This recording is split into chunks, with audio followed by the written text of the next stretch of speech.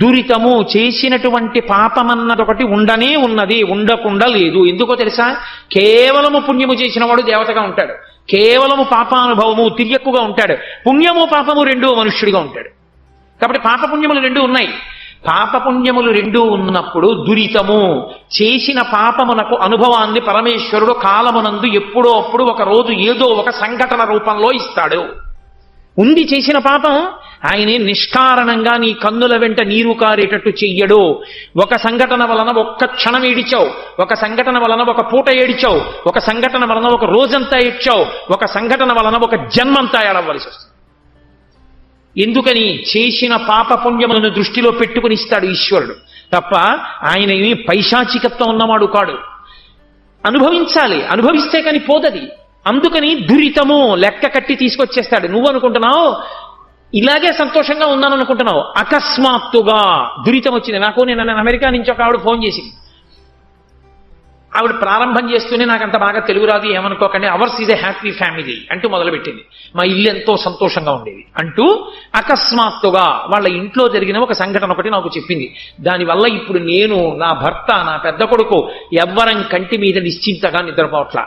అయ్యా ఎలా, దీనికి పరిష్కారం ఏమి?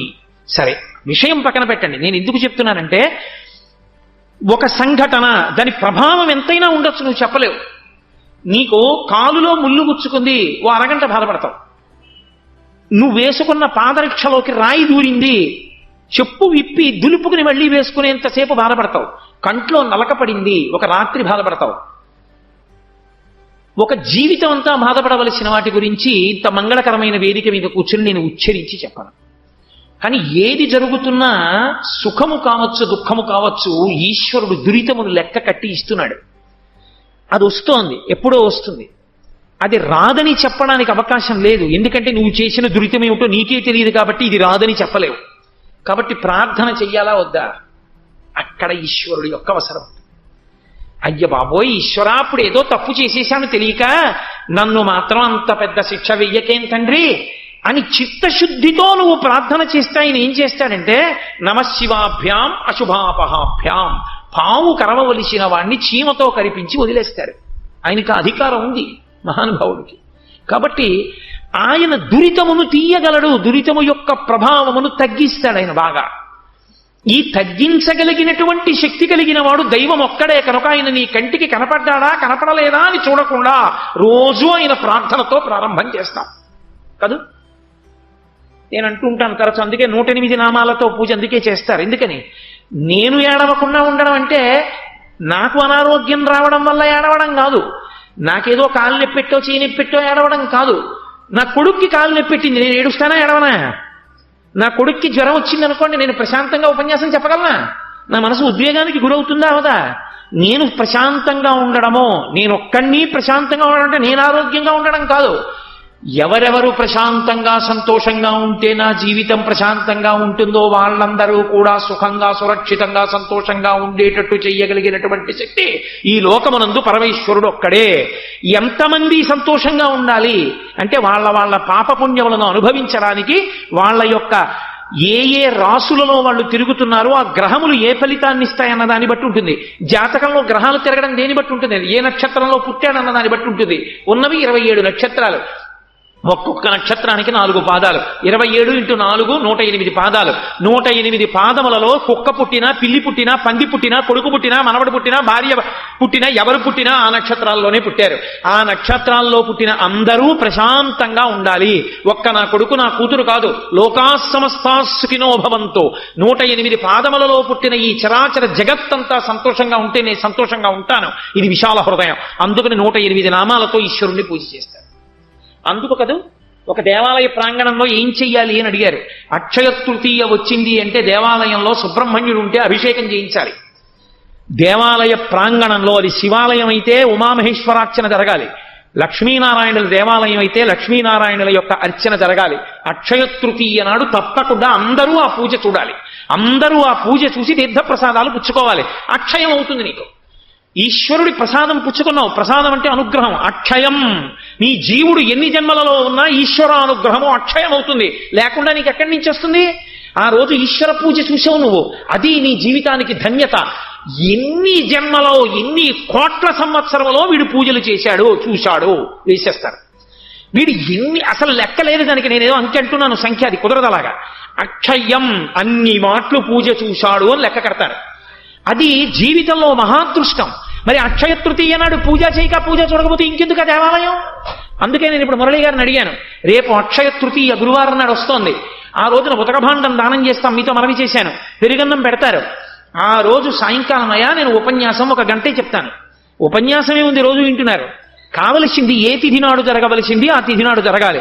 కాబట్టి 1 గంట ప్రవచనం అయిపోయిన తర్వాత చక్కగా లక్ష్మీనారాయణుల్ని ఆ స్వామిని వేదిక మీదకి వేంచేపు చేసి అక్షయ తృతీయ నాటి సాయంకాలం స్వామికి గొప్ప అర్చన జరుగుతుంది.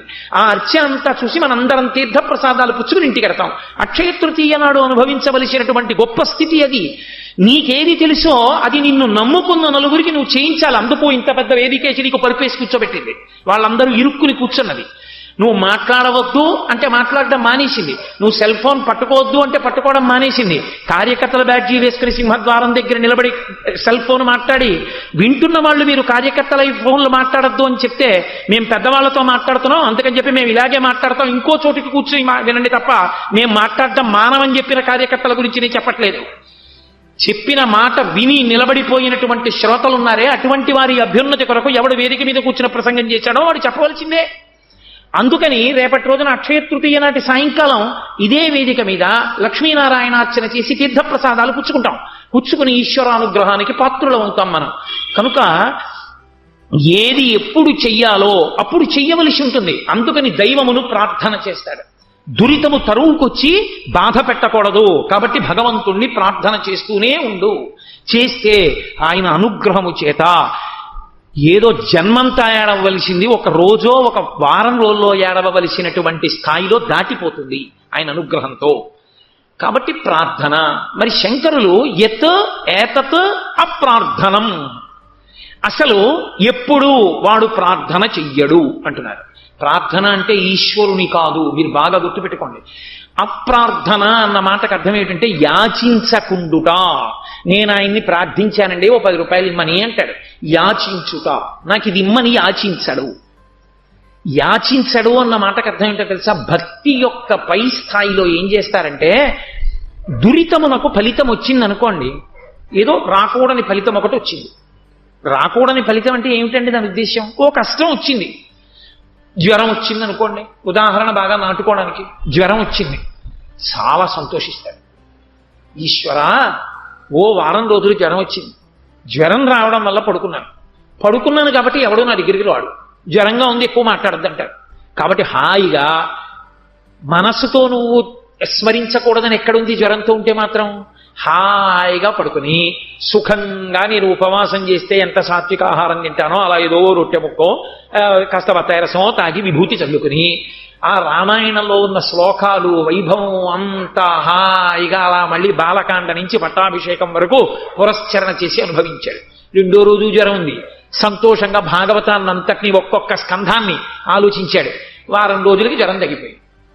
ఇప్పుడు ఈశ్వరుణ్ణి జ్వరం తగ్గించేసేయని ప్రార్థించకుండా ఏమన్నాడంటే, ఈశ్వరా, నేనేదో చేసిన పాపం ఉంది, నువ్వు నన్ను అనుగ్రహించావు, ఇంతకన్నా బాధ పెట్టేస్తే నేను పాడైపోతానని హాస్పిటల్కి వెళ్ళాను, ఔషధిని సేవించాను, బాధపడ్డాను, అంతకన్నా ఇంక ఈ శరీరానికి ఏమైపోలేదు. మళ్ళీ దీన్ని నీ సేవలో వినియోగించుకోవడానికి కావలసిన స్థితిని మళ్ళీ ఇచ్చేశావు. నేను చేసిన పాపాన్ని కూడా దేన్నో పోగొట్టేశావు. ఏదో గత జన్మల్లో ఎవరో నేనన్న మాటలకి బెంగ పెట్టుకుని వారం రోజులు తల వేడిక్కిపోయేలా అన్నం నీళ్లు కూడా తినకుండా బెంగ పెట్టేసుకుని గడపవలసినటువంటి స్థితిలో ఎవరినో భయపెట్టుంటాను. ఆ పాపాన్ని పోగొట్టడానికి వారం రోజులు నా ఒళ్ళు వేడెక్కి నేను తినడానికి లేకుండా ఇంట్లో వాళ్ళందరూ భయపడేటట్టుగా మంచం మీద పడుకునేటట్టు చేశావు. అంతకన్నా ఇంకా నాకు ఏ ఆపద పెట్టలేదు. ఈశ్వర, కృతజ్ఞుడను అంటాడు. అది అప్రార్థనం. అప్రార్థనం నామా యత్ యాతతో, ఏ కారణము చేత అంటే నాకిది కావాలని అడగడు. ఎందుకు అడగడు? నా దురితము పోయిందంటాడు. అమ్మయ్య, ఇక్కడతో పోయింది. కంచికామకోటి పీఠాధిపత్యం వహించిన మహాపురుషుడు చంద్రశేఖరేంద్ర సరస్వతి మహాస్వామి వారి అన్నదమ్ములకి పూర్వాశ్రమంలో ఒక్కతే చెల్లెలు. ఆ చెల్లెలు కటిక దరిద్రం అనుభవించేవారు. ఆయన పరమేశ్వరుడు, పరమాచార్య స్వామి అంటే ఒక మాటతో అవతల వాళ్ళని కాపాడగలరు. ఆయన దగ్గర కోట్లకి అధికారులైన వారు తిరుగుతూ ఉండేవారు. వారందరూ ఒక రోజున వచ్చి అన్నారు, మీ చెల్లెలు గారు దరిద్రం అనుభవించడానికి అవకాశము లేని రీతిలో ఆవిడ ఈ ఉన్నన్నాళ్ళు సంతోషంగా ఉండడానికి కావలసినంత ద్రవ్యాన్ని ఏర్పాటు చేద్దాం అనుకుంటున్నాం, ఇమ్మంటారా అని అడిగారు. మిమ్మల్ని అడగకుండా ఇవ్వకూడదు, ఇమ్మంటారా అన్నారు. ఆయన అన్నారు, ఒక్క క్షణం ఆలోచించి, అనుభవించి ఇనివ్వండి, దరిద్రం ఈ జన్మలో ఇక్కడతో పోతుందిగా, చేసిన పాపం మళ్ళీ మీరేదో ప్రయత్నం చేసి ఆ అనుభవించవలసిన దరిద్రాన్ని వచ్చే జన్మలకు కూడా ఎందుకు వాయిదా వేయిస్తారు, ఒక జన్మలో అనుభవించేనివ్వండి, గొడవ వదిలిపోతుంది.